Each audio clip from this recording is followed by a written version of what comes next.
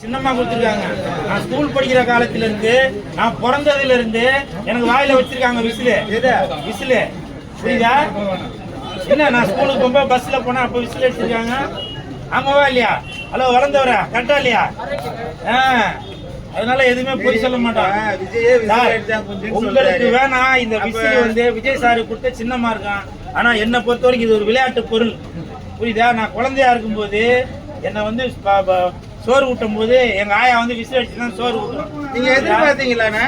நீங்க எதிர்பார்த்தீங்களா? யார கையில இருக்காது. 2026ல எதிர்பாருங்க. புரியுதா? சிவகார்த்திகேயனுக்கும் லெஜெண்டுக்கும் போட்டியா இல்லையான்றது 2026ல எதிர்பாருங்க. புரியுதா? இப்ப நீங்க இதை எதிர்பார்த்து சொல்றீங்க 2050ல 50லயோ 2031ல சிவகார்த்திகேயன் தான் முதலமைச்சர். நடக்கலன்னா பேசுறது ஞாபகம் வச்சுங்க. 2031ல சிவகார்த்திகேயன் முதலமைச்சர் ஆவார். சொன்ன பட்டாசு வெடிக்குதா? பட்டாசு வெடிக்குதா? இதுதான் 2026ல சிவகார்த்திகேயனுக்கு தான் போட்டி. 31ல அவரெல்லாம் கணக்கிலே இல்லைங்க. அவர் நேரா பிக் பாஸ்க்கு போயிட்டாரு.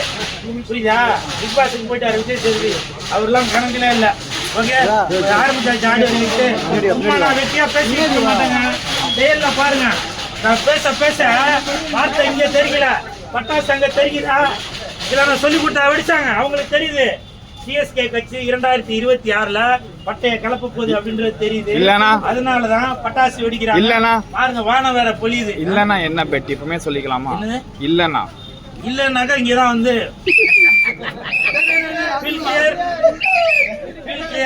உங்களுக்கு ஒரு வீடியோ ஒண்ணு பார்த்தோம்பா.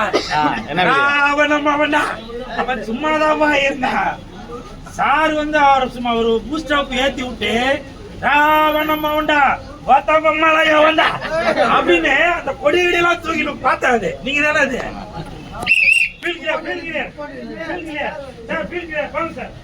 வாங்க சார்.